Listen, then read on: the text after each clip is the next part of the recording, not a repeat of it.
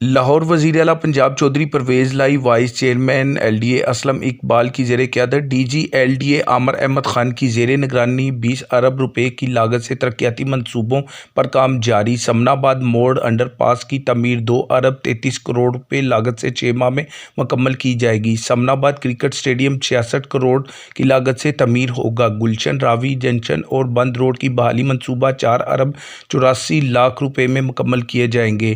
LDA کی جانب سے شہر کو مختلف مقامات پر اربوں روپے کے ترقیاتی منصوبوں پر کام جاری ہے۔ سال 2023 کے آغاز میں اہم میگا پروجیکٹس شروع کیے جائیں گے جو بہت جلد پایہ تکمیل تک پہنچیں گے۔ 3 نئے منصوبوں کی سنگ بنیاد رکھی گئی۔